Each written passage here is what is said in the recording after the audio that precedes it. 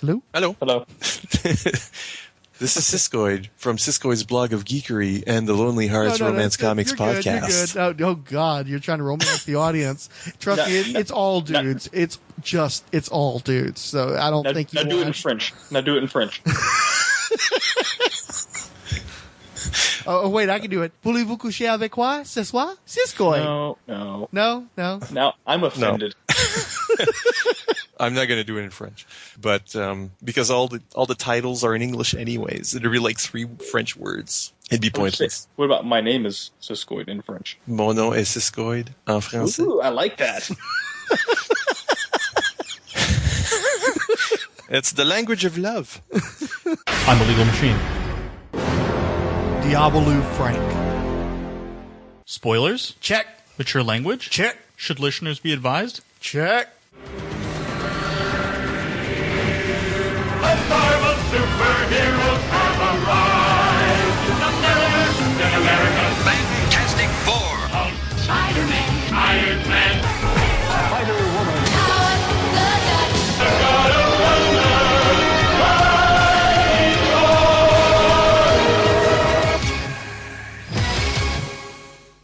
Hello? Hi. Hi. It's good to finally get to talk to you. God, I mean, it's, we've been doing virtual conversations and pen pal type stuff for years without actually talking to one another. We've heard each other on different podcasts, but never actually spoken directly. It's very strange. The whole podcasting community and how we all seem to know each other, but years in and nice to talk to you, for the first time. Well, yeah. It's weird. Hold on. Here comes Mac. Let's see if this is going to work. One sec. Are you there, Mac? I had him on the landline, but we've been struggling to work the internet part.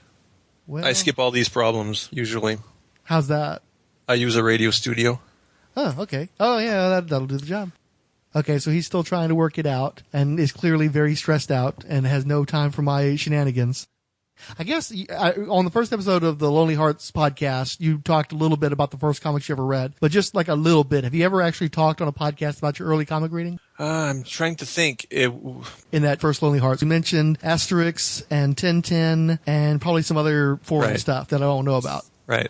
We talked about that. Yeah, we just gave our intro to who we were, yeah. So that's probably the only place. Can you explain Tintin to me? Because I've had literally when I would have cable, we were poor, so we didn't have cable very often. But whenever we did have it, we'd always get some of those foreign cartoons on like Showtime and such. And so they'd run Tintin. I'd watch a little bit of it, and I don't get it. What is the appeal to Tintin? It's a boy, it's a dog, it's adventures and mysteries. Is there more to it than that? Is it just like exceptionally well written? What's the deal? Well, you watch the cartoons. I mean, you lose some of the artistry. Right. In the sense that Hergé, the writer-artist on Tintin, Tintin's creator, is, I mean, even in things like, Understanding Comics or books like that, use Hergé as an example of how comics are constructed, how the narrative is constructed. So you lose that in a cartoon, obviously. The way he lays out a page, the way the action moves, like at the bottom of every page, that's something scholars have noticed, and I have too, where at the end of every page, that panel must be a cliffhanger. If the next page is facing, it's a very small cliffhanger. It's just like the dog getting hurt, but right away you see he's safe. So there's always a little something to take you up to the next page, to the top of the next page. If the next page is the reverse, then it's a bigger cliffhanger. So it's just a series of cliffhangers all the way through any given story. Now, how old was Tintin 2? That's hard to say. They always say he's... No, not the character. I mean the actual strip. Oh, we can check that out, but it's 1920s or... Okay, the comic strips would have learned from Tintin then. Let me see. Because I know a lot of the adventure strips and such, they had a similar format where you'd get your 3 or 4 panels or whatever it would be, and they would always leave it on the cliffhanger for the next day. So I'm wondering if maybe Tintin inspired that. Yeah, well, actually it was working as a strip because originally the incept date is 1929, the first story. He was being published in Le Petit 20e, the small 20th, which was the comic book insert or the youth material insert in a newspaper called Le 20e siècle, the 20th century. So it was 1 page a day kind of thing, or 1 page a week, or I don't know how often the newspaper came out. So it was 1 page per issue kind of thing. And so it needed that little cliffhanger, probably. Right. But eventually, Hergé's material was often redrawn. He redrew it, or eventually had a studio who redrew some things in his style. If you buy the albums, which is what they call graphic novels, sometimes you have some where Hergé was satisfied with his work. It looks more primitive than the book that came before, which was redrawn. In his more modern style. And when he, and obviously colored, but when he did that, very often the books, the graphic novels were larger, had a larger page than the original strips. So while he would either paste up all the panels as they were, sometimes bigger, sometimes with little art changes, sometimes completely redrawn. But when he had to, when that happened, sometimes you got the cliffhanger wasn't fitting in the bottom anymore. So in those albums, sometimes you'll see he'll just put like a piece of artwork in the middle of the page, stuff like that, where the flow of the comic was very, very important to him.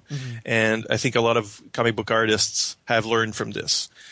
So he's important in that sense. Now, I know that, Tintin's when I was a kid, I wouldn't say he was necessarily my favorite. I think Asterix is much funnier, so more interesting, and it gets funnier as you grow up, because there are a lot of jokes in there that you won't get in the first place. You don't get all the puns, you don't get all the political humor that's in Asterix when you're young.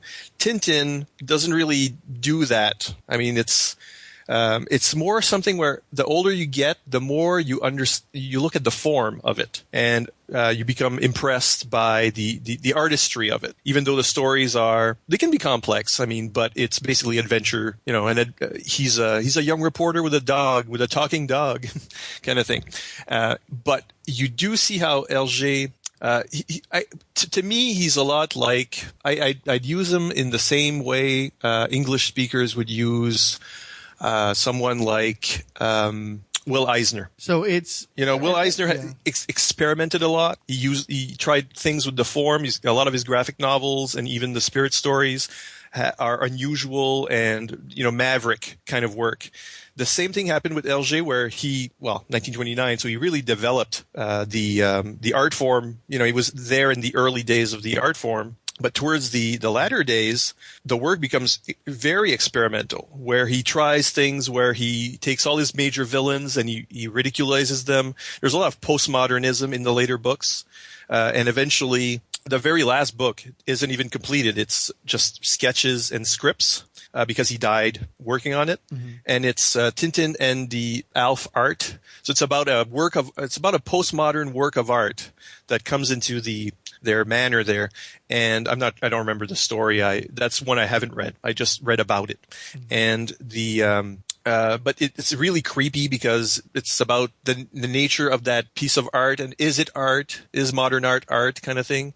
And then in the middle of the book, there's like half-finished drawings, like the more it goes, the more it's deconstructed, and then Hergé dies, and so he leaves the book completely deconstructed, kind of thing. But almost by accident. Anyways, so there's a lot of that playing off in the later books. The later books are more political. They're they little try things with the form. His whole cliffhanger thing at the bottom of every page in the Jewels of the Castafiore, or whatever. I'm not sure about the English titles, but I think that should be it. There's always a cliffhanger at the bottom, but then it's always a cheat. There are no real cliffhangers. There's no real villain. There's no real jewel thief. It's all, you're being trolled by the comic and by the form of the comic. So it's the kind of experiments that he was doing in his later work. So he's interesting as an artist, even though the stories might be better suited for the younger reader and just seem like fun adventures usually in Europe and North Africa. So as a kid, the appeal was more the propulsive quality of that. Every page ends on a beat and everything. It just keeps moving, keeps flowing. And then as an adult, you appreciate it more for the technical accomplishments. For me, yes. Okay. So that's something you lose in the cartoon version. Although I like the Spielberg movie. Yes, it had that energy. I saw the cartoons as a kid, and I brushed up against the character because he's always popping up on programs for foreign conventions and stuff like that. But I've never really pursued him because even as a kid, it didn't grab me the way that it needed to for me to really hold my attention. And then Asterisk, I look at, and he looks like Hagar the Horrible to me. So I don't know. You're telling me that it's a more political and a little bit one of those like Looney Tunes where it plays to the kids and the adults, but perhaps ultimately plays better to the adults. Is that the case? Yeah, I think so. I think if you talk to people who, if you're a French speaker, the chances are you grew up on these things. And I think there's a lot of the same way an American might, everybody's read Archie or read Richie Rich or Casper, that kind of thing. Even though later in life they'd never read comics. Mm-hmm. They all had those comics, and they've all been touched by those comics when they were younger. Oh yeah, well, I mean, even me as a comic book fan, I've had exposure to Richie Rich and Casper, but it's so far back, and it's something that I haven't held on to. I tend to forget if those characters even exist a lot of the time. Right. Because I learned English or reading English thanks to those. Mm-hmm. But if you're a French speaker, chances are, even if you're not reading comics today, you have Tintin and Asterisk still in your library, still on your shelves, mm-hmm. Because they're handsome books that you can keep forever. Oh yeah, I was in Europe a year or so back, and even in the train stations, you would see, the little convenience store type train station spots. You'd see. I don't remember seeing any Tintin, but I definitely saw Asterisk and several of those just traveling on the trains. Yeah, well, Asterisk has. I mean, whenever an Asterisk book comes out, which is rare these days, one of the writer died some years ago, and isn't there like a custody battle with his son or something? Like he's fighting against a publisher or something like that? Really? I thought maybe I'm mistaken. I thought I'd read something about that a while back, but you're way more expert on that than I'm sure it's possible, but really the artist kept it going. So I think there are lesser books. Mm-hmm. He's got the style, mm-hmm. But I don't know. The writing is a little. He goes for stunts, in my opinion. It's like the premises are a little bit broad mm-hmm. compared to what Goscinny used to do before when they worked together. But in any case, whenever a book comes out, which is, I don't know, every 7 years or so, it's a big media event. It's like, there's a new Star Wars. Mm-hmm. It's that level in the French-speaking world. So I know it's read all over the world and it's translated in every language. But in the French-speaking world, it's news and there are lineups at the bookstore. Now, how did you transition? Because do you primarily read English language comics now? Yes. Okay. How did you make the transition? What made you make that leap to the American comics continuities and such? Well, I mean, they were always there. I live in a part of Canada that's entirely bilingual. So they do sell American comics. I guess I started with French translations. They had these big, fat, jumbo books, they were called. Very hard to research on the internet, trying to find them again. But these were like just big trades. They looked like Showcase Presents or Essentials, black and white, translated with terrible lettering. And they were just they had a mix of American comics. So usually it was DC and Marvel all mixed, all jumbled together. You might have the Flash and the Fantastic Four one side by side, along with some House of Mystery type stuff. So I'm never sure where they were from. They could have been from any horror mystery series from Marvel, even Charlton or DC. And so I collected those. They sold them at the drugstore. I collected them. I mean, at that point, I was ripping out the covers were the only pages that were in color inside the book. Mm-hmm. So I would rip those out and put them on my wall, kind of thing. No respect for those things as objects. But eventually, I taught myself to read English. It was through Archie and Richie Rich, and I had some family members who would just, drop off. I guess they were their bathroom readers, and they would just drop them off like bundles, 2-foot high bundles every so often. So that's how I taught myself to read. But for like superhero comics, the jumbos were my entry into it, but I still wasn't buying English language comics at that point. I was like third grade or so. You're just learning to speak English in school. Right. And then, as you know, I lived in Texas for a number of summers, 6 summers in all, starting around age 12. And Ballinger, Texas, a nowhere place, 3,000 people, center of Texas. And the first week we were there, I mean, we didn't really have anything to do. We don't know anyone. We can hardly speak the language. Like my kid brother was basically a mute. He was 6 years old, and people would speak to him, and it was like he was, completely non-communicational, like autistic, in a sense, just for the language barrier.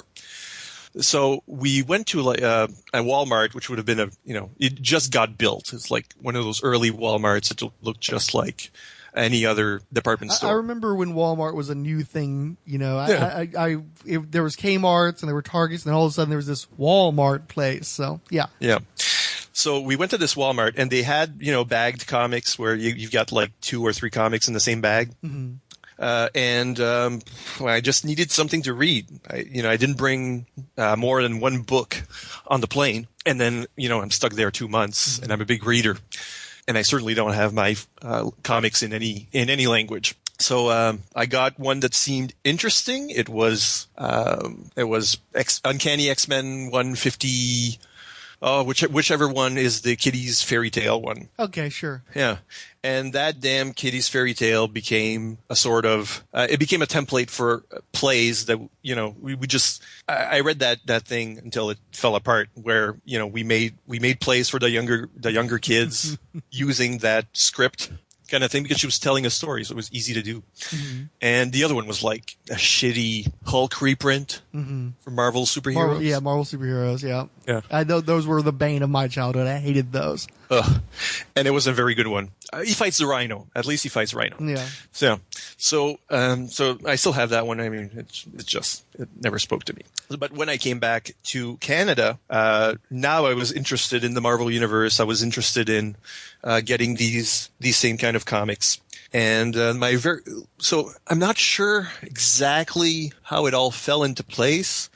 Like, did my mom buy me a few, but I think the first comic that I bought for myself, aside from that bag, which was probably paid for by my dad or whatever, was DC Comics Presents number 59, Superman, Ambush Bug, Legion of Substitute Heroes. Oh yeah, that was a fun one. I enjoyed that one. I fished that out of a quarter bin in the late 80s. So it's very much it's the first one I ever bought for myself, the first one I chose for myself. That wasn't in some kind of bundle or trade paperback type deal. And so it's still one of my favorites ever. And then from then, my early collection is a lot of, let's try this one, let's try that one kind of thing.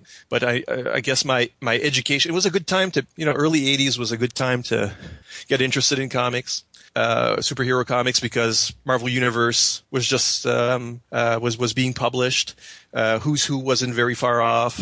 Secret Origins wasn't very far off. I even bought Marvel Saga, just to learn. Saga was great for as a primer for if you're interested in actually learning about the universe and the whole tapestry. Marvel Saga was excellent for that. My brother bought that, and I would read his. And it would you take that in the tub and you spend like an hour just trying to get through all that text and absorb all the information that came in it. Right. Pre-internet, that's all we had. And I feel like I learned more. Everything I knew about both the DC and the Marvel universes, I got through, comics like those, that kind of material. And today, you can go to Wikipedia and read up on any particular subject or storyline. But I don't know. I think you miss out because you don't discover things you weren't researching. Well, so back then, if you read Saga, you learned about, everything that happened in the 60s. In Marvel Comics, but where would I go to do that today? I'd be researching, just an Avengers arc, or I wouldn't get all the information that I didn't think I needed. Exactly. Well, that's the thing is, everybody has so much information right at their fingertips with the internet, and yet people are so dumb still. Not only because a lot of people don't make that effort, but also you often need context. You need to know what pieces are important and what you can cast aside.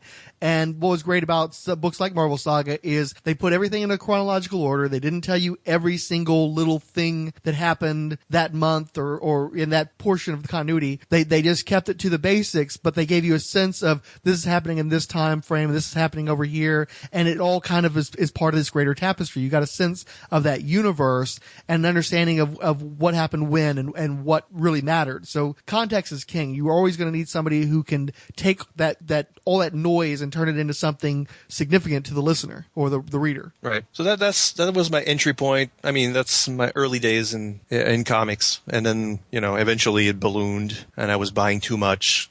Yeah, that we all hit that point. One thing I'm curious about, though, because it's something that I find that's different for me than it is for most everybody else, is when I was growing up reading comics, everybody I knew either read comics or they read my comics at least, and so it was just like this communal thing. I never, I guess in the teenage years, I felt a little bit of apprehension about reading comics around people. I didn't want people to think ill of me, especially everybody's super self-conscious when you get into grade school and high school. But generally speaking, I always found somebody at every given school that was into comics as well that I could talk with and trade with and such.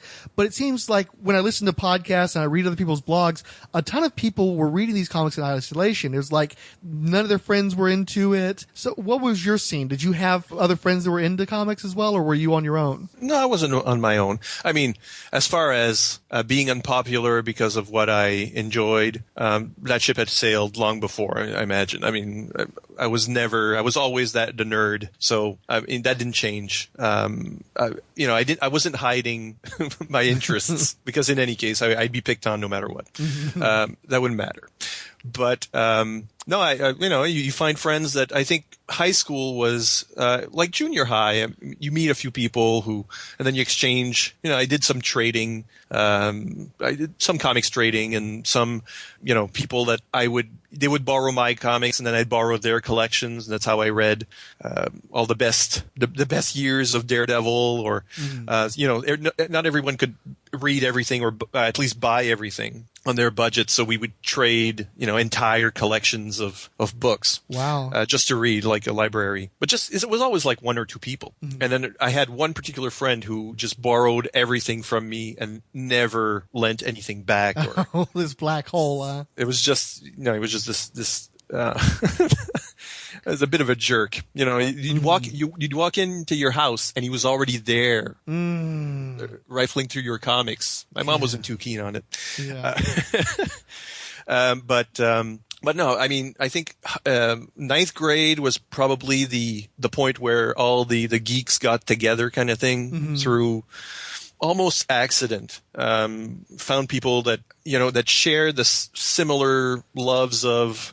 I believe it started with Hitchhiker's Guide to the Galaxy, and then it became my role playing group. So we played Dungeons and Dragons, and then there's like a lot of comics and trading, Commodore 64 games, which were so easy to steal. It was just so easy to copy. If anyone had any game, you could copy it to all your friends, kind of thing. There was no write protect.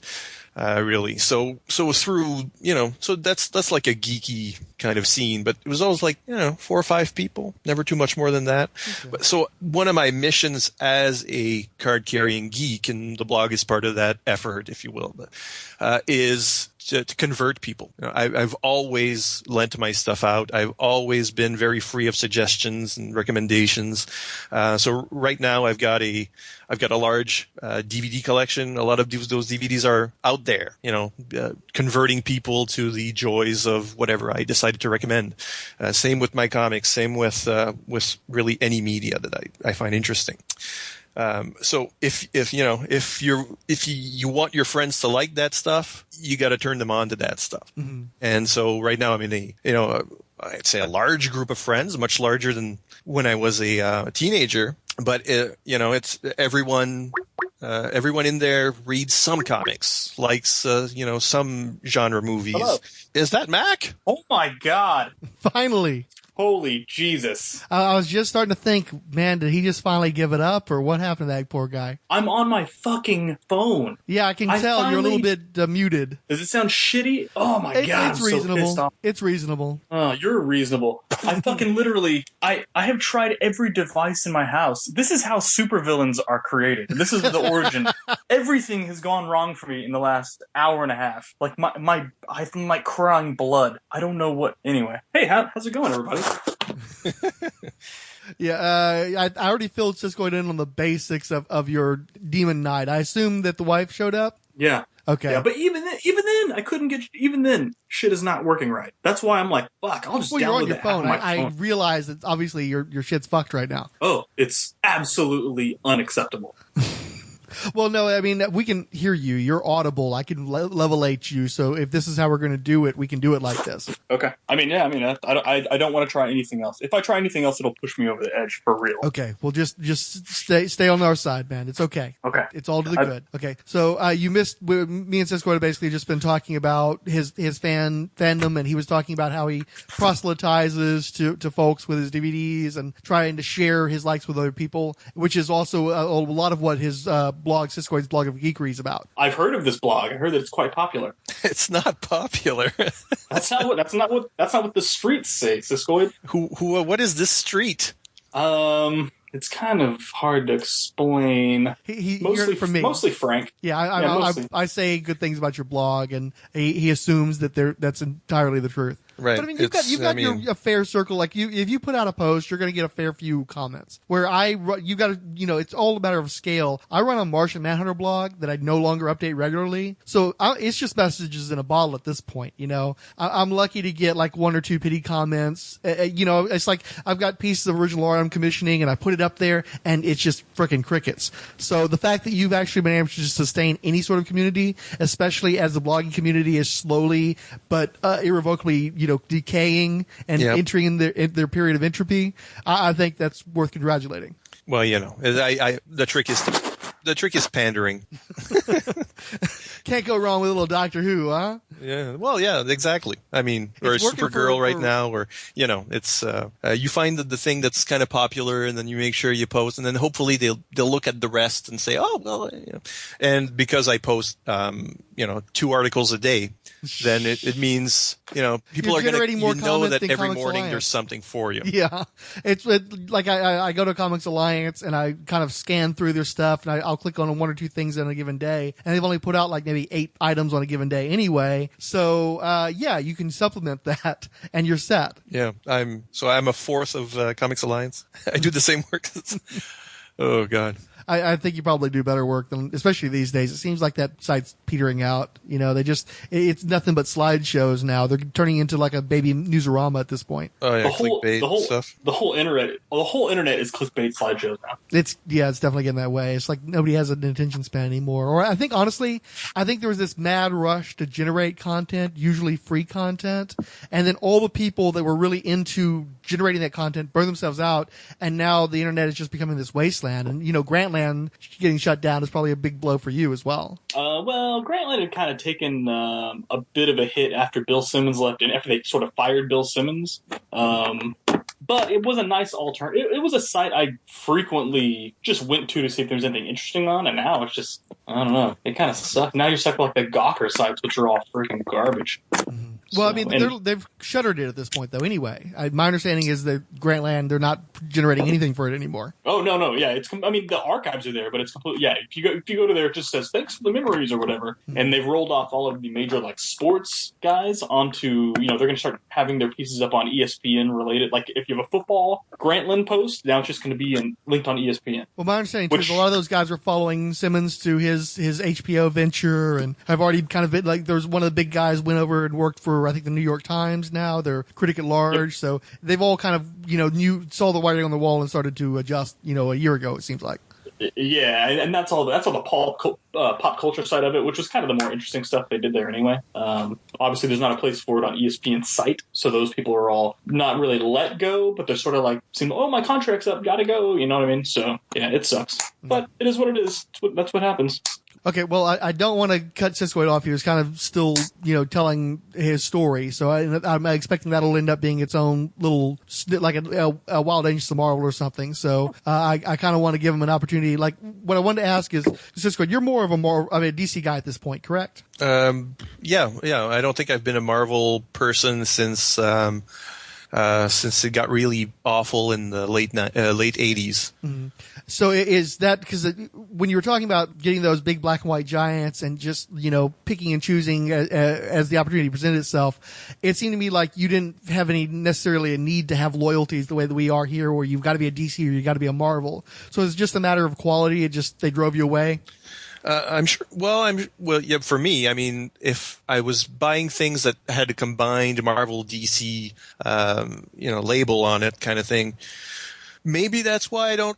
I think for me, loyalty has always been to good stories, and it's story first, art second in any case, and then you get invested in universes. So I was invested in the Marvel universe early on, from '82 or whatever it was. But DC was just buy one here, buy one there, and I was trying everything. But when like after Crisis, a lot of books started over, especially the Superman stuff, whatever. So then that was an entryway into a completely new universe that I could invest in from the start.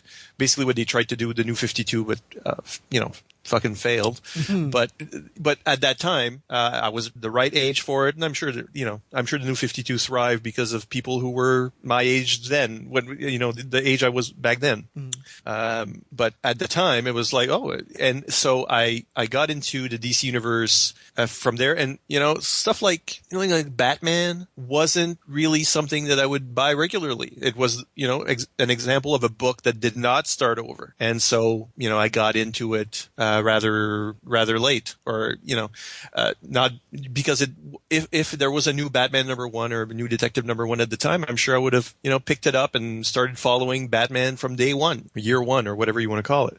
But it was a lot of like crime of opportunity probably as well. I mean, it's I started in Superman because I was a fan of John Byrne, because I was already reading Alpha Flight and Fantastic Four.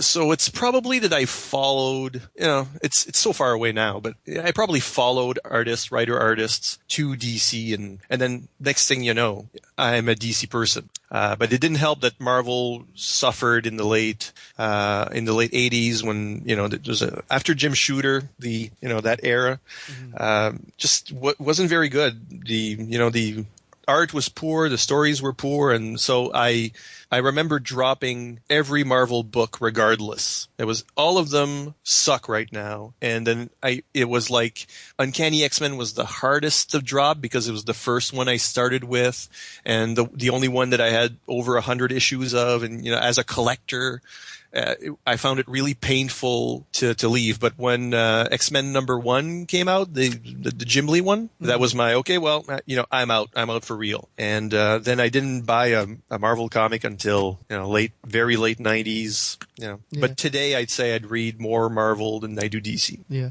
See, it's funny because I see parallels with you and me, because one of my first Uncanny X-Men issues was the Paul Smith issue. There was a Kitty Pryde Spotlight, the Professor X is a Jerk issue, where she fought the alien. And then I also had, I think it was X-Men Annual 8, which was the sequel to the fairy tale story you talked about, where it was her space adventure that Steve Lee Aloha drew.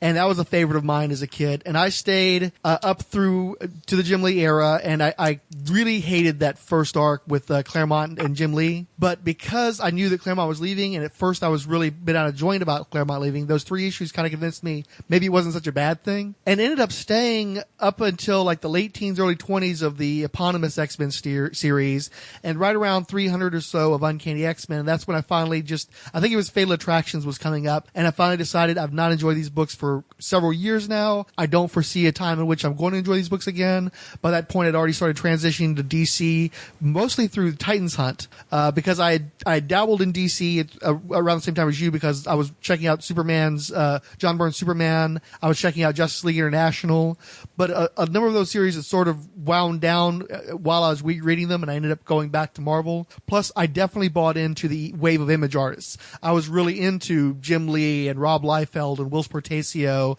and so I was into it for the visuals for a while there, and it really wasn't until Image before before I started to realize that I needed the story to go with it as well.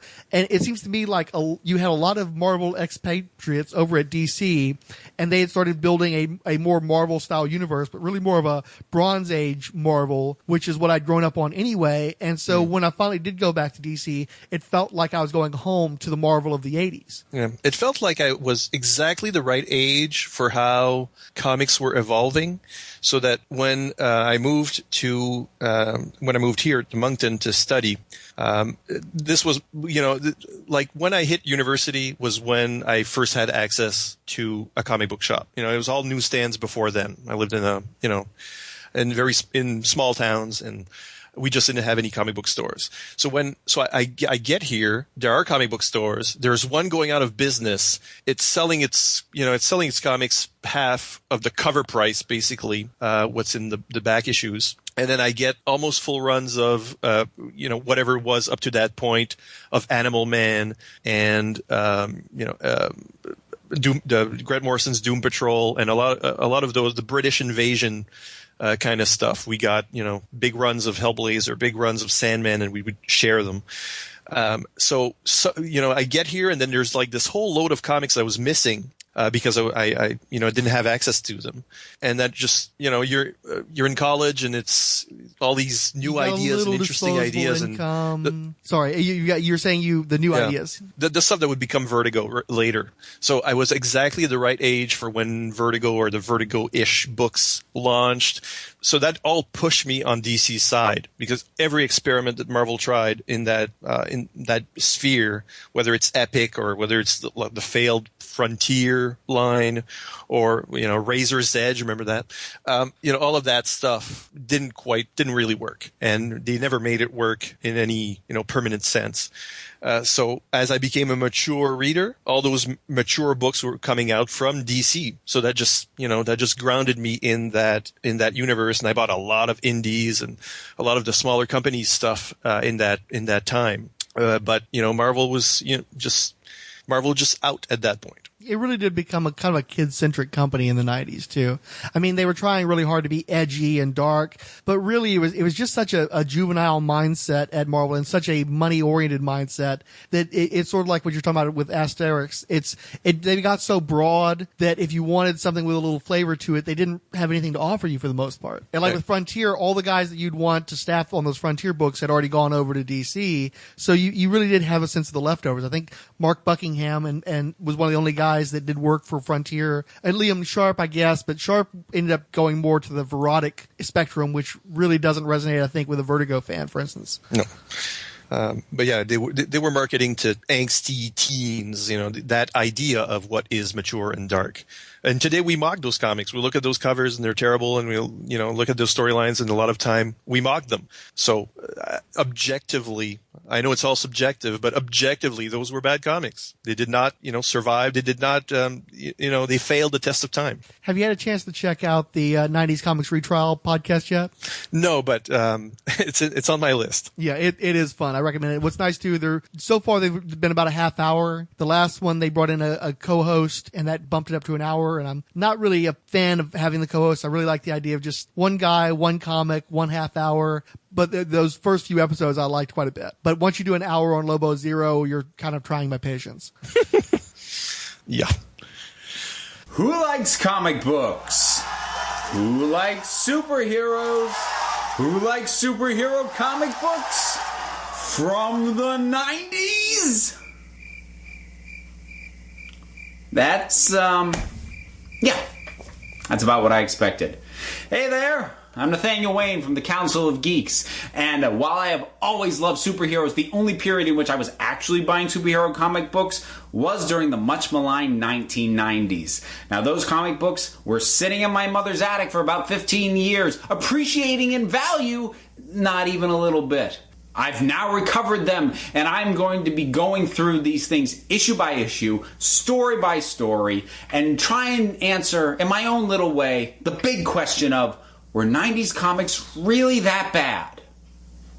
chances are that the answer is going to be yes. But I think that these comics deserve another shot, and they're going to get it on my new podcast, 90s Comics Retrial, part of the Council of Geeks podcast. You'll find it on iTunes under Council of Geeks, and you can also go to 90scomicsretrial.wordpress.com. So check it out and take this little trip down memory lane with me, a memory lane paved with what may be some of the worst comic books ever written. We'll find out. Okay, so now that we've got Mac in here, I want to, what I'd like you guys to do actually is, I'll explain, the Secret Wars podcast has been in the works since like October of last year. And I had a bank of some recordings, but after a while I started to feel like the damn thing was cursed because, I missed Rob Kelly that one time because I'd forgotten how time works and basically took a nice long nap when I was supposed to be talking to him. And then me and Mac and Fix It recorded like 2.5 hours worth of our section as a group of the Secret Wars, and that's the only episode we ever completely lost to a computer crash or a laptop crash. And then whenever I try to edit the thing, it's always just like this total nightmare to try to just put it together because it's just this complex beast. Like, when Shag came in a few weeks back, after he left and we, like, I don't know if he's ever going to use the material we recorded there because it was just an absolute mess of just not being able to get traction and not really being able to get our ideas all in the same place and trying to force the creation of an episode like 30 minutes, 45 minutes he had available before he had to go catch a plane. And so after he left, me and Mac and Fix It, we started talking about what I thought was going to be a Rolled Spine episode. And we went so far into politics, Mac's defending the use of the Confederate flag. I'm being as indelicate as possible, demanding gun control. It's like, I think Mac said something along the lines of, this is something that'll be great that you can listen to when you're an old man, but it cannot go on the internet. So finally. I didn't defend the use of the Confederate. Whoa, back up, son. Back up. I said it's retroactive. That's the problem. When you look at the Confederate flag in the context of the 1970s or 80s, and you try and retroactively put outrage on people in the 70s and 80s, where people looked at things differently in the 70s. That was my point. Well, yeah, but then there's been a big case made lately where 16 Candles, while a great coming-of-age movie, something that definitely speaks to white people who grew up in the 80s, Long Duck Dong was always super frickin' racist. Yeah. So, I mean, just that you didn't know any Asian people who would tell you, hey, that's really fucked up. I can't believe you're laughing at that. So we thought it was okay. And it didn't until, like, there's, like, we have Asian people in Texas now. I work with an Asian fella, and he occasionally will make off-color jokes, and I'm like, hey, I'm too white to even laugh at those jokes. I'm just much more sensitive to that stuff now than I ever could have been in the 80s, but it was still super racist in the 80s too.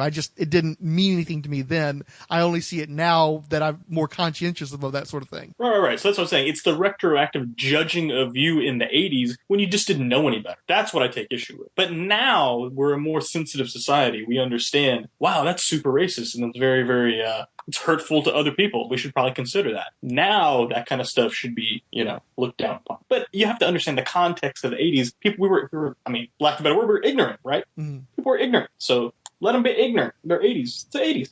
Yeah, well, I think you have a better argument than on my side, because looking at 16 Candles, it's really hard to defend that movie as being washed as something that you can enjoy without, noticing those aspects. But say the Dukes of Hazzard, it's a car with a flag on it. It's not really a major part of the show. It's just a visual. It has no political subtext really within the context of the show.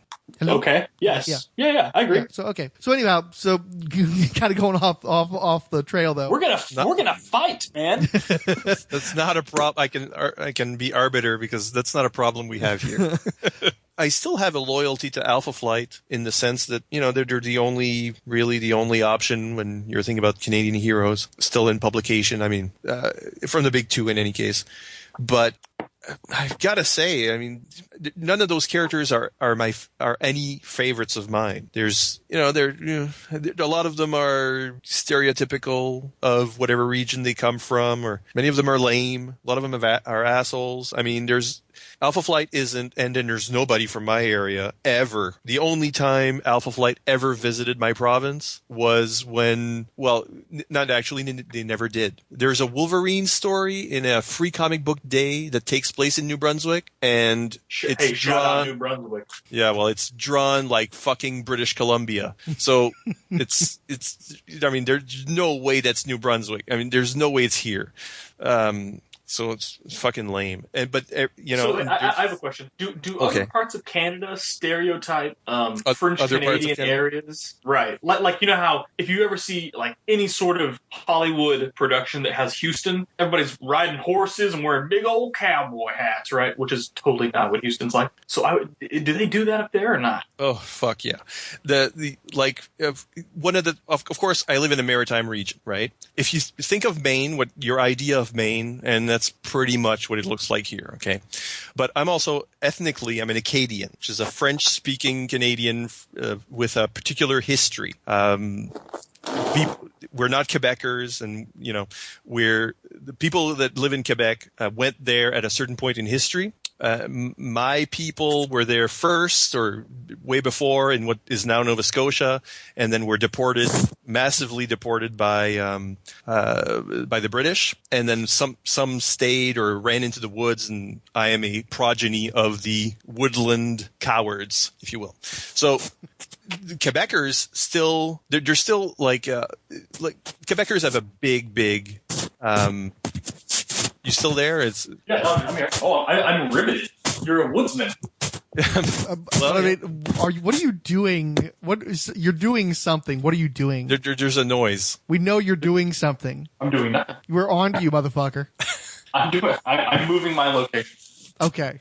Maybe that's it. I thought you were like wrestling a badger or something. For God's fucking sake.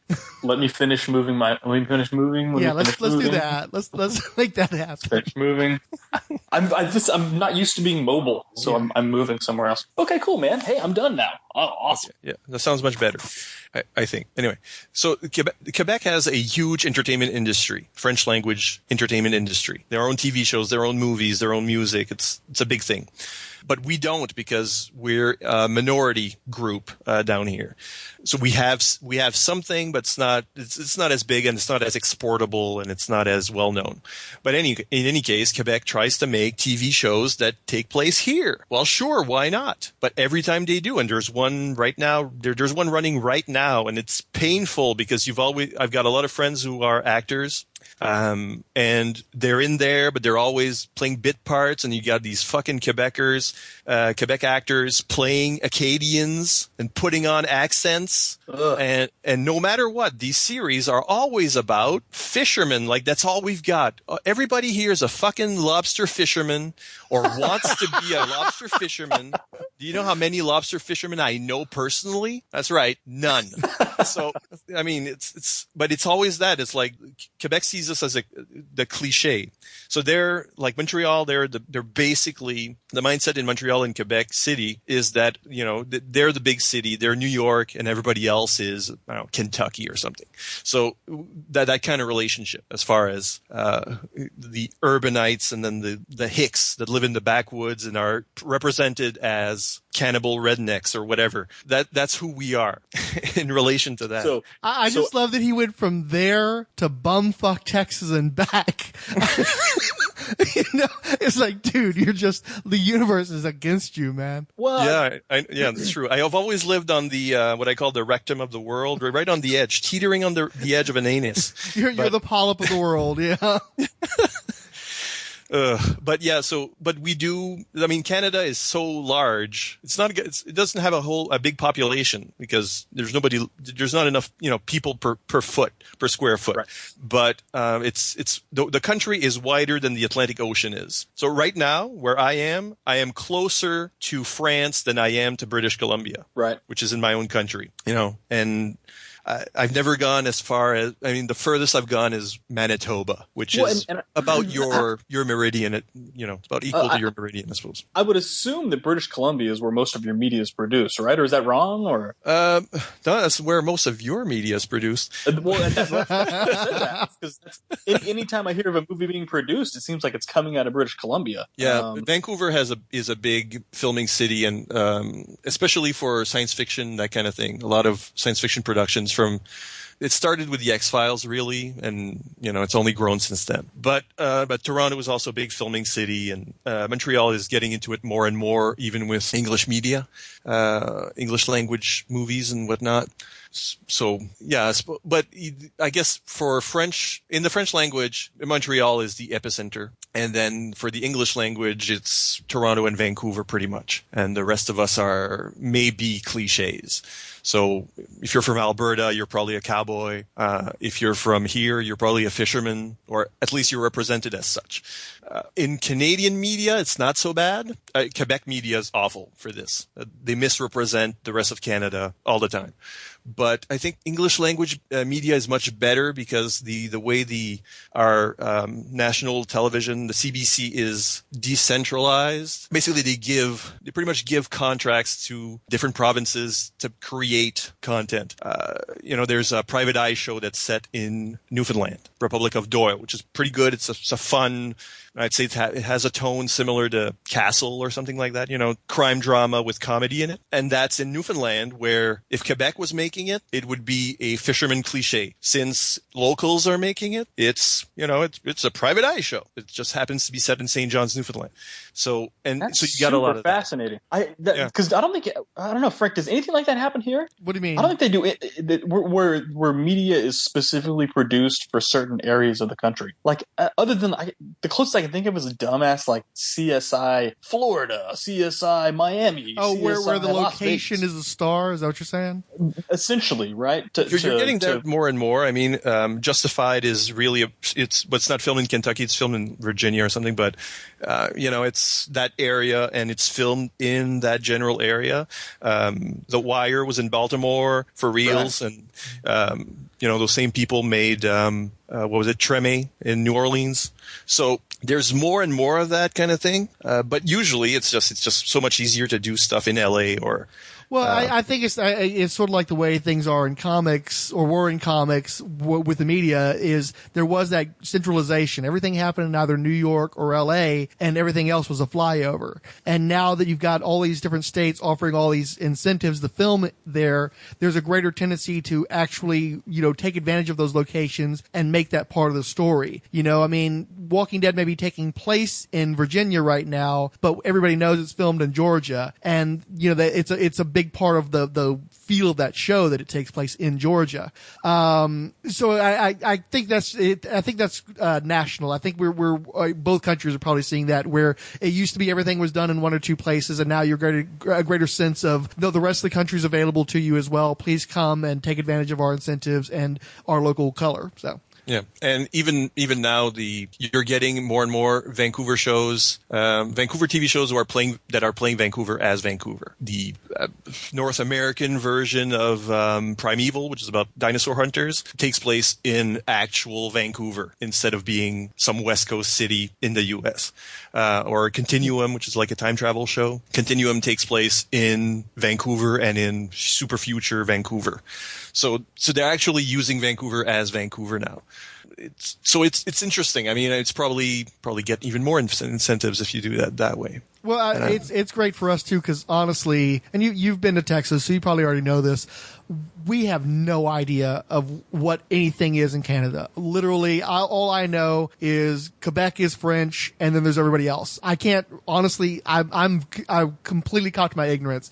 The difference between Vancouver and Toronto and Montreal, well, Vancouver and I don't know. Honestly, I can't tell you any of the landmarks. I've never been to Canada. I know nothing. And I'd love to have a media education, but a lot of what you're saying to me, honestly, it's like a foreign language, because I don't understand. I don't know. I have no spatial relation. I don't know where one city is versus another city. I don't know how the provinces work. I am completely a ignoramus about this stuff. So I'm definitely fascinated by it, but I got to cop to it. I don't know half of what these specifics are. It's an education for me, though. And I don't know a lot about my own country, not having been in some of those places. I do the same. I imagine Saskatchewan is just a wheat field. It's a giant wheat field. And people tell me that's what it is, but I'm sure it's not just that. Well, I think it helps. I think it helps if you line up the province and territory with its corresponding America, right? Like if you picture British Columbia attaches to Oregon, Washington. It's that same, it's a coastal city, so you have some beaches, but it's very much that rainy, wooded, Right. You know what I mean? But it's West Coast rainy, wooded. Sure, You know I'm what I with you mean? so far. So, yeah. right, and then you go the other side to Nova Scotia, and it's like you're in Maine, right? It's that whole little the lighthouses and exactly, rocky coast, lighthouses, things like that. And then you have Alberta. Alberta's sort of they call it the Texas of Canada, right? I mean, I've been to Calgary, so I can kind of see the parallel. Everything up there, everything down here is Texas Angus beef, and up there it's all Alberta beef. Right. So I get the parallel there. So Calgary Stampede, and so it's easy to bring out the cliches of each place. Obviously, it's like everybody that when people learn that I used to live in Texas, they go, "Oh, did everybody carry a gun? Was it all cowboys?" Maybe Our legislation would make you think so.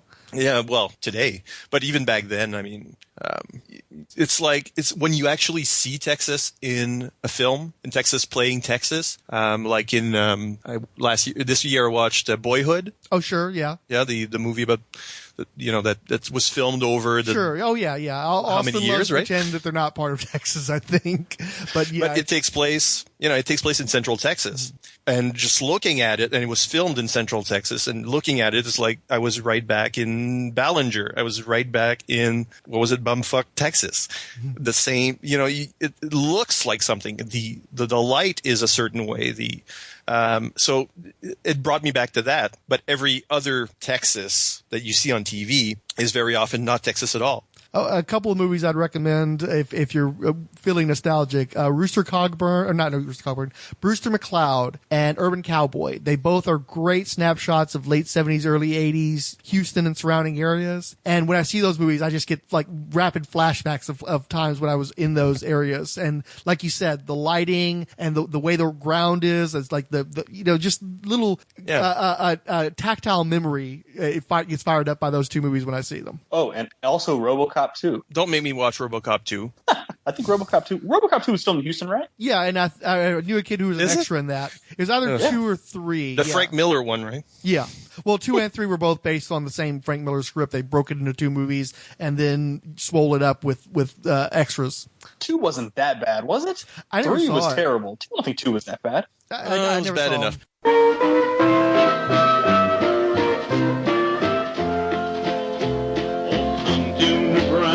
And I'm sure you'll agree, things are stranger than fiction, and you ought to see the magnetic hill and the river St. Paul are some of the things that'll thrill one and all. Canada's dope. I know fucking nothing. We got to do from what he's saying, you can't do a road trip. I was about to say, because... Oh, no way, dude. Oh, my God. First of all, everything's in kilometers. I remember when I left the airport in Calgary, the woman I was with made me drive. We get in the car, and the first thing I see is speed limit 90. And I was like, what the hell? 90 kilometers an hour. I'm like, oh, we're barely moving. This sucks. I'm going to need a calculator to travel in this country. No, all the speedometers are kilometers, bro. Now, if we road tripped, I'd have to probably, that's oh my God, I'm freaking ill. Jesus. Well, sorry. So, It's all right. 2 things before I forget. 1, do you know any indigenous people? Sure. Okay, because I know if I walk out on the street, I'm not going to run into any indigenous people in Houston. But I'm not you would either. think from like Alpha Flight and other and Justly United and stuff that you guys were just filthy with indigenous peoples. There are, and we call them First Nations. Mm-hmm. That's the current euphemism, or that's what we call them. Well, I mean, if I go out right now, I'm not sure I can. So I don't think I hit can a First Nationer, huh? Yeah. When I was growing up, I lived right on the border of a reservation. So we had Maliseet Indians coming to our school. And for a while, one of my best friends came from that reservation. And I mean, so I have indigenous friends, if you will. But it's not like there's a lot of them live on reservations and remain on reservations and don't come out of there. And they become kind of ghettos. So it is a problem. Do you guys have a comparable for history with your native people that we have with ours? Well, there are issues. 1/2, 3/4. You know how bad? Because I mean, if you're bringing up reservations, I know that there's probably some problems there. So, were you as like 1/4 as awful as us? 50% as awful as us? I think it depends on the region. Mm-hmm. They have their own governmental council on a national level, so they have representation that's beyond anything the U.S. has. Right. You're right. So, and in the reservations, they're allowed to practice their cultures as they wish it. There have been, well, let's bring it back to the fishermen.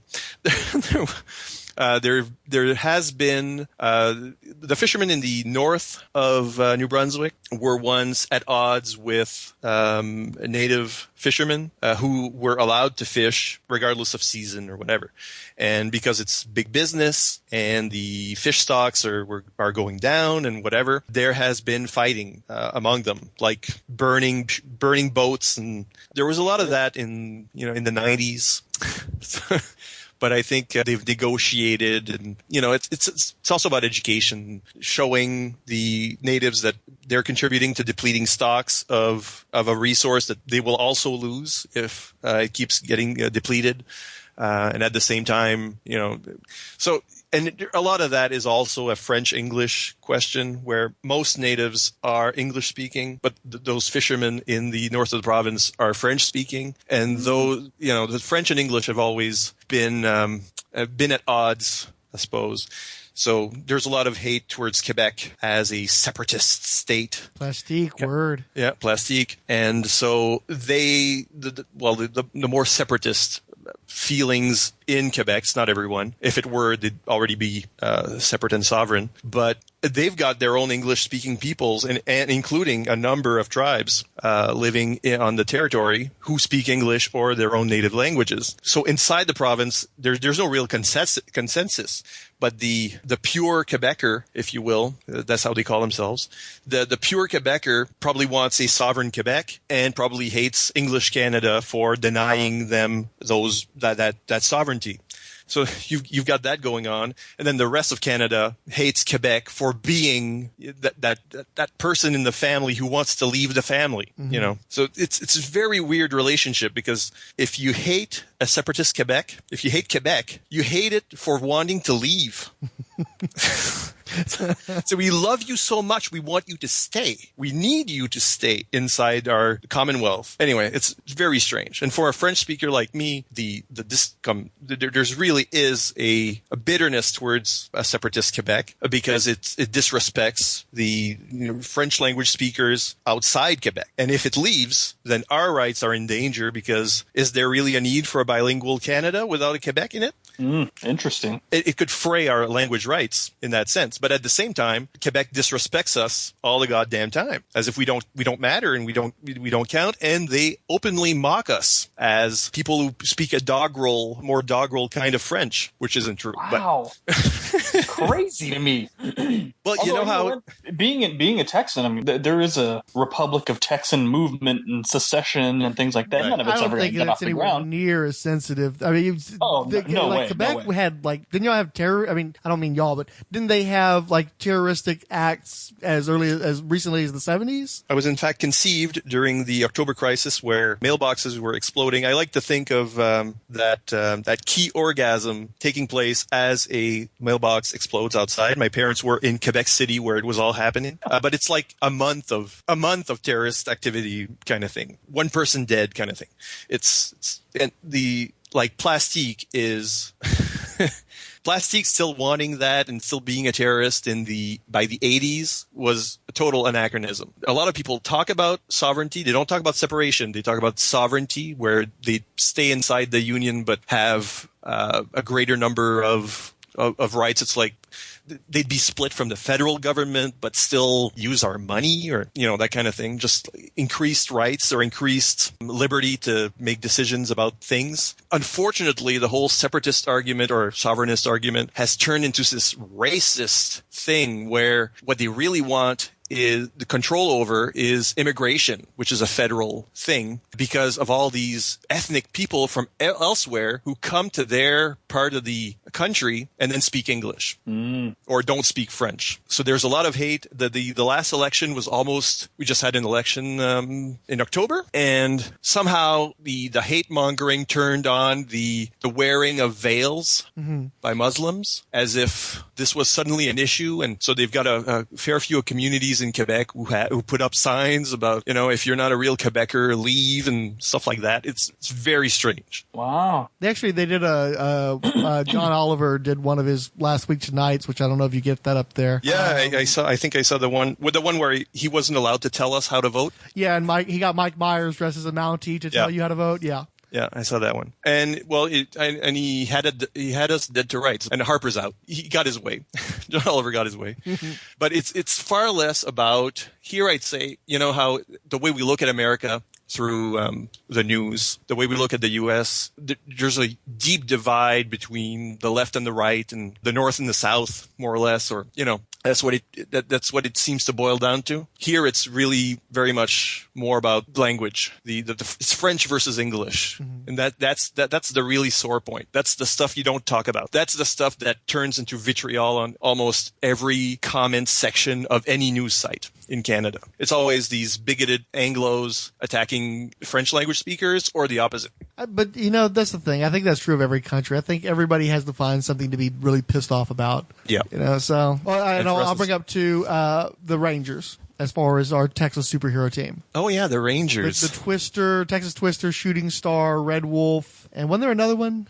Two Gun Kid. I'm just trying to think of any of the random. So the point being is Alpha Flight just completely makes the Texas super team look terrible. And also, how about that cultural appropriation of Alpha Flight for Captain Marvel? For Captain Marvel? Yeah, okay, never mind. That'll come up when you get that far into the Secret Wars, post-Secret Wars gameplay, so I don't want to ruin anything for you. Did they turn somebody Canadian? Or do you want me to tell you what it is? Oh, yeah, tell me, yeah. Well, basically, they've upped Captain Marvel's game to where she's like a global player, and she has a whole big support network, and that support network is Alpha Flight, but they're not the Canadian super team. It's like, that's just, they've reappropriated that name for her support network, essentially. Like, she's got like aircraft, and I think that they're based out of, I thought they were based out of the Baxter Building, but maybe it's another base. I don't know. But the point is that's where Alpha Flight's going now. Is it's a supporting element to Captain Marvel. Well, that makes sense. The name makes sense with her being a pilot, and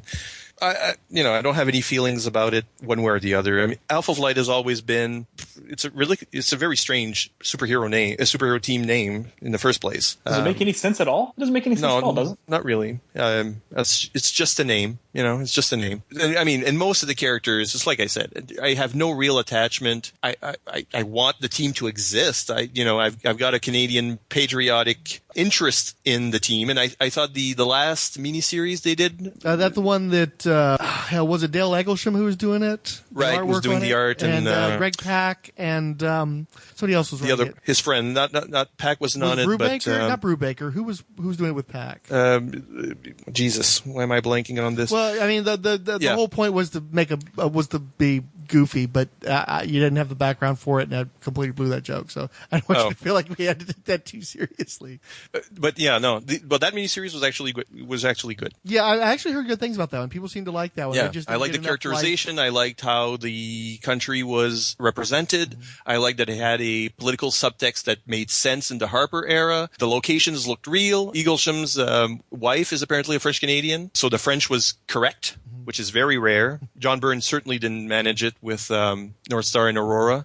They spoke some kind of, pidgin French. And then, and the places looked, there was good photo referencing. So it looked like Canada. The characters were actually cool. And even somebody like Marina, who is dead in the water, if you'll pardon the pun, normally was actually the funnest character there. They gave her a personality implant that made her the coolest. So, of course, they had to somehow resurrect everyone because everyone was dead.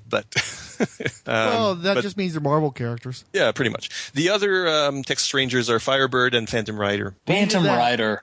Yep. What a Ghost creep. Rider. When they rebranded Ghost Rider, Phantom Rider. Oh, okay. Or Not the was other it like Phantom a successor, or was that the one that actually got all rapey with Mockingbird? I think it's the rapey one who is possessing his descendant. Yeah, that's fucked up. Rider. Yep. Yeah. Hey, here's my last Canada question. Okay. Did you watch Kids in the Hall? Sure. Oh, okay. Well, our understanding is that Canada disowns their own children, Kids in the Hall. Really? Yeah, that's the way they tell it, actually. That may be, but I mean, when they had a show on TV in the 90s, in the early 90s, for sure I watched it. Well, we have I a great wanna love for those. For like we've seen them live, and we love those guys. So Yes, they're the best. Okay. And most of those sketches still hold up, and I will watch them on YouTube. I will go down a Kids in the Hall YouTube rabbit hole where I just jump from suggested video to suggested video and just blow a couple hours watching old Kids in the Hall skits because I love it so much. and they were so fucking good live. It was hilarious watching them live. They're awesome. Awesome. Plus, Dave Foley's like my spirit celebrity. If that's like the closest thing approximation to my looks is Dave Foley. Since Yes. I never want to reveal Dave- myself. Absolutely. Very, very bizarre similarities. Now I'm Very, older, very- so now I look like pudgy, drunken Dave Foley, but still there. I want to say that I liked it. I mean, the Kids in the Hall were a thing. I mean, I didn't know they were disowned today. I thought that was a fate reserved to the Bare Naked Ladies. But No, it's actually the way they told it is during the HBO years when they were actually, first run television that nobody in Canada gave a rat's ass about them. And that they basically the way they told it is that Canadians in general don't really take ownership of their people when they go abroad. yeah, that's possible. I mean, we didn't get HBO, so I don't know if we saw the same material. Probably did, but possibly repackaged, or I just don't. We don't get. Well, we can get HBO now, but back in the day, that was not in the cards. So I don't know what that program was necessarily. But I mean, I wasn't exactly a mainstream media watcher, so Sure. it's possible that we loved the Bare Naked Ladies, but not the Bare. I mean, the Kids in the Hall. I'm sorry.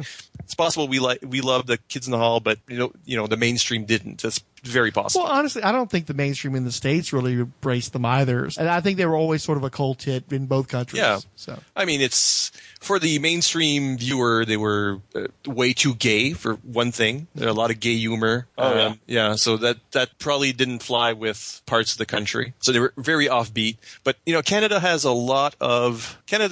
produces a lot of sketch comedy type material. you had SCTV, so it all SCTV probably started kind of here, yeah. spawns from it, right? Yeah.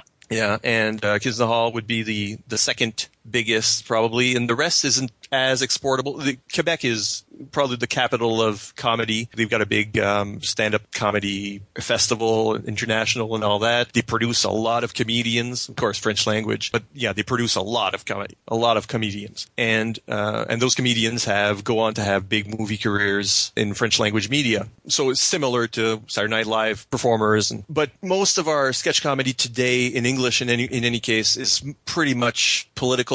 It's like a fake news show, or it's Daily Show type stuff. Sure.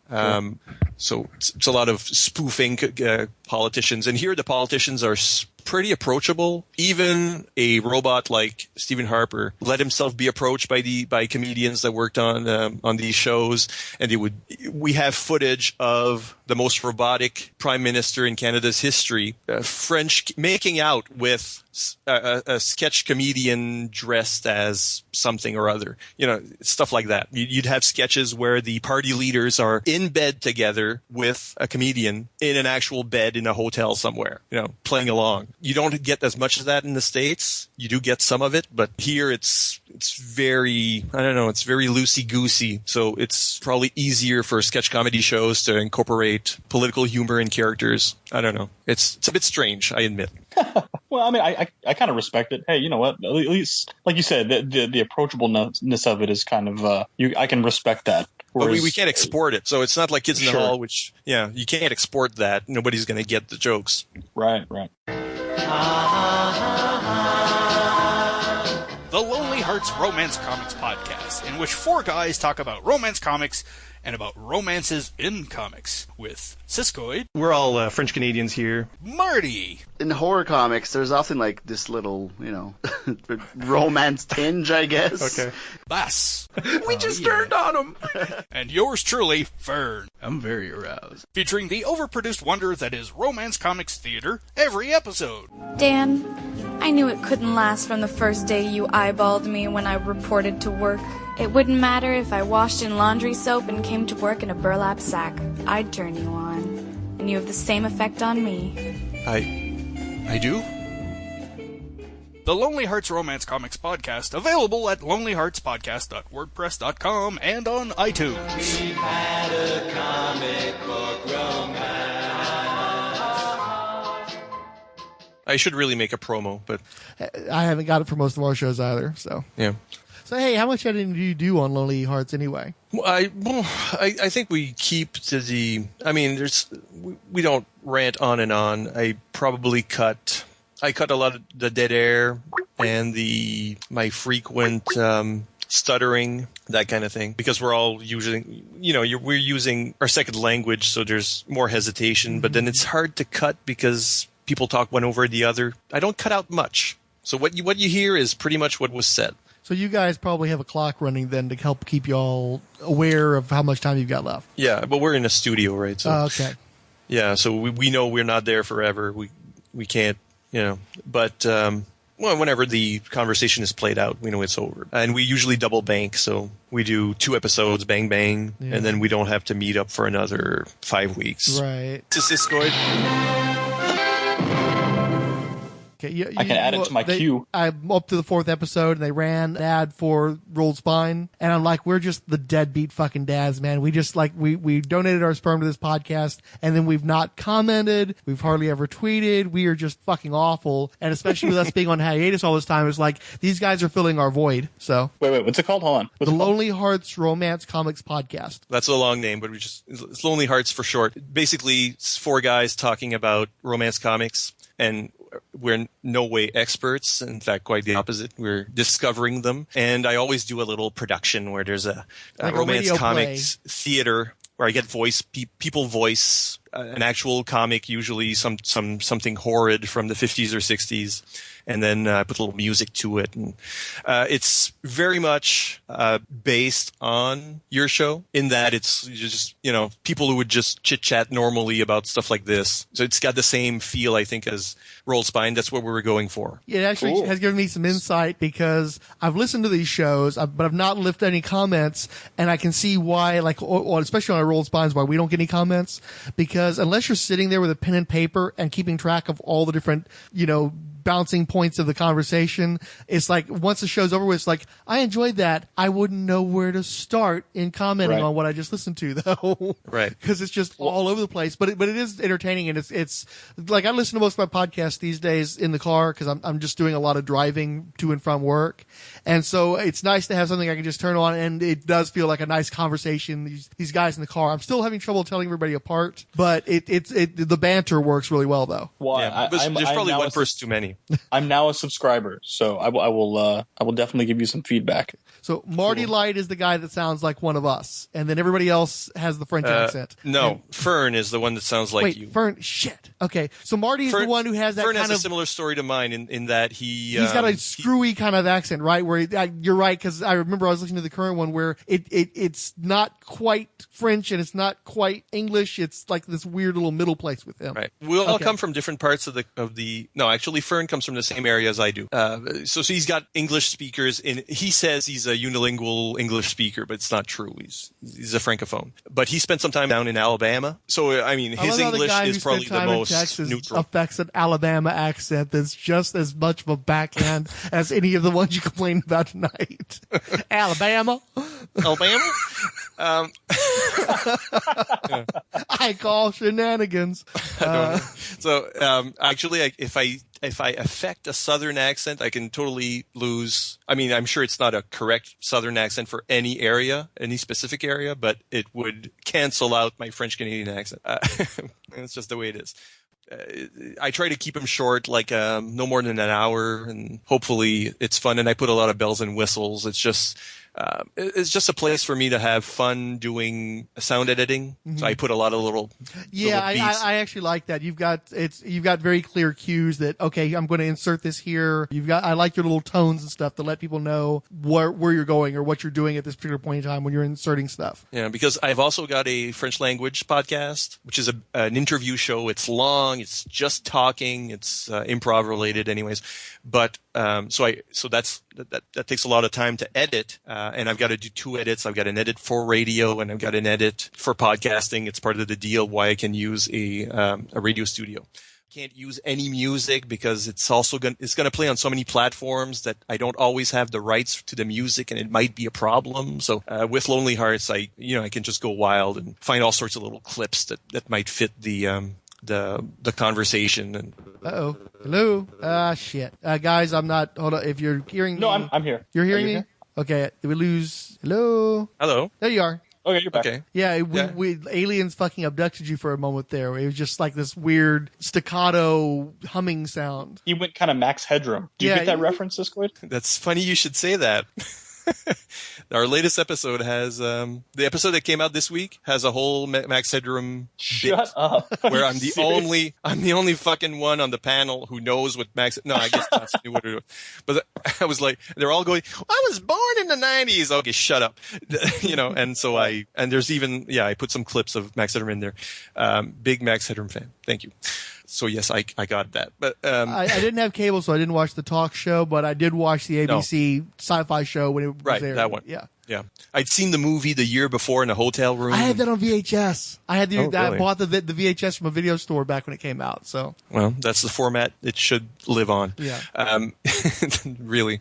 But yeah. So, anyways. By the way, do you also get way too excited when Matt Frewer turns up in every fucking thing, like all this weird genre shit that he's always doing? Yeah. Like, look, it's Matt Frewer. It's like nobody gives a shit who the fuck Matt Frewer is, except for Matt Frewer is he's the guy you call when Robin Williams won't make it. Well, he's getting a lot of calls these days. Then yeah, I guess. But that was that's why he was on Next Generation, or when he showed up on Star Trek Next Generation. It was supposed to be Robin Williams' role, and it fell through. Wow, I'm surprised Whoopi couldn't pull that. She couldn't get her friend Robin. Probably just a schedule problem. Yeah, I don't remember the reason, but that's how Matt Frewer got in. Yeah, sure, Matt Frewer, of course. Hey, shout out. We'll tweet him this podcast. And also my episode of Lonely Hearts. But my point is, I'm still trying to learn who everybody is, so I get why people had that trouble with us. But I'm enjoying the banter regardless of who's saying what. So just want to put that out there. Appreciate it. Yeah, but maybe like I'm trying to do. They maybe they need a spotlight moment so I can figure out who the hell each person is, because I haven't quite got it yet. Yeah, well, I'm planning something where maybe there's going to be like little pairing offs. Okay, so that's cool. Yeah, so if you know who I am, then the other guy will get a spotlight moment. Yeah, and the one other thing too is that when the Captain America episode comes out, which should be episode 50 now, just so you know, we did not rip off the format of the romantic the drama theater. Yeah. We actually, one of the second or third session we ever had together, we recorded parts of a radio play for the origin of Captain America, and it's taken this entire time before it was finally ready to come out. So, but it's going to look like we're biting your bit, but really it's just that it's been in the deep freeze for a long time and you came out in the midst of that. So. I stole your whole fucking format. So. Well, it was funny because as soon as you brought that up, I was like, oh, we've done that before. Then I was like, wait, nobody knows that we've done that before because the episode hasn't come out yet. So maybe I'll just shut up about that. But yeah. Well, and that part's done. The radio play is completely done. That's already in the can because the first hour of that special is already just done. It's set. And it's just the second hour I need to go in there and edit in. But what was I going to say? Shit, I forgot. Well, you do it with your Idlehead Diablo too. I mean, you do you act out. Yeah. But that's before anything though. That was literally like one of the second or third thing we recorded was parts of that radio drama. And I'm just saying, but it's not released to anybody, bro. I know nobody knows though. But it's coming. It's coming finally. All right, guys. I'm just going to cut you loose with one caveat. I'm going to need you to say your name and prostitute yourself real quick. What do you mean? Oh, I want you need me to sell my shit. Is that it? I also need you to say your name because I want to do your little ID badge. Once you're part of the Agents of Marvel workforce, you've got to have your little ID badge. Okay. And is my name Siskoid? Yes. Okay. Well, my name is Siskoid. You want me to do it like that? Say it in a way that you won't get sick of hearing your own voice. This is Siskoid, like that. I'll do it like that. This is Siskoid from the blog. No, that's not even the name of it. Fuck. It's 1:15. This is Siskoid from Siskoid's blog of geekery, and also from the Lonely Hearts Romance Comics podcast, and also from... No, that's enough. I mean, just go to one of those and it'll lead you to the rest. Fair few Secret Origins guest appearances. And there is, and Hero Points, DC Comics role-playing. Yeah, I don't think... There's been 2 episodes. You gotta give up the ghost on that shit. Yeah. Shag's got to give up the ghost, but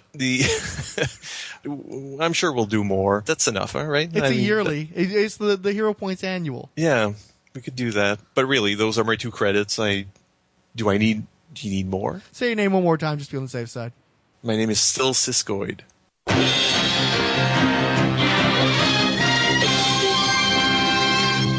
Since Mac finally set up the Facebook page, we received likes from CJ Gonzalez, Joseph Crawford, Keith G. Baker, Matt Ev, Shag Matthews, and Siskoid, as well as new Twitter follows from Adventure Seeker, Ahmed Mar, All About Indie Games, App Tasket, Board Game Republic, Body Count Rising, Brian Brushwood, Bull and Ball Comic, Captain Marvel at Captain Marvel 75, The Cinematologists, Gloria Pfefferl, Luest, Paul Joshua T. Ariza, Selfie-matic, Sequel Prequel Equal Podcast, Successful Crowdfund, Susan Bennett, Warlord Worlds Podcast, WickedHorror.com, and Yasmin Pakamara. Twitter favorites came from The 108th Sage, Anthony Miyazaki, Behind the Magic Podcast, Count Druncula, Jason Martinez, Legiticus, Odell Abner Dracula, Overuser Movies, The Park Fanatic Podcast, Party Roll Podcast, Rob Deb, Taman Bob, Timos Stofrigen, and Valentinos Orfanos. Jason Martinez let us know that he's listening to the Marvel Superheroes podcast. Doctor Strange, Master of Black Magic. Another good episode. Siskoid wrote of episode 46, Wild Agents of Marvel, Token Fire Guy. That Marvel Resident Evil you're talking about has to be about Elsa Bloodstone, of course. For Captain Marvel, I still like the perhaps obvious casting of Battlestar Galactica's Katie Sackhoff. Obvious in the sense that she's played a badass pilot who used to be played by a guy too. Definitely someone that can pull off the Ripley Sarah Connor thing, in my opinion. Siskoid also wrote of episode 48, Doctor Strange, Master of Black Magic. The radio show elements were great, especially the way Mordo pronounces Dormammu. As for Mac thinking Lonely Hearts is any better than Rolled Spine, the grass is always greener, my friend. Let's not go crazy. And now the Very Marvel Marching Society, featuring Adam Blackmoon, Ashley Rose, Bone Dragon Comics, Charlton Hero, CJ, Coffee and Comics Blog, Comics Reflections, Darren and Ruth Sutherland, Dr. G Nerdologist, Drunken Dork Podcast, Future Primitive, The Illegal Formation Podcast, Joseph Crawford, Kevin Dodgy, Keith G. Baker, Mark Sweeney, Marvel Incorporated 2099, Out of the Fridge Podcast, Pittsburgh Nerd Podcast, The Penultimate, Randy Caldwell, Siskoid, Sin at Alias Scarecrow, Too Dangerous for a Girl Blog, and Trekker Talk Podcast. The Marvel Superheroes Podcast is in no way affiliated with or endorsed by Marvel Entertainment. All characters mentioned and audio clips employed are believed covered under fair use, with no infringement intended against their copyright holders. The views expressed in this podcast are assumed legitimate, truthful, and solely possessed by the speaker.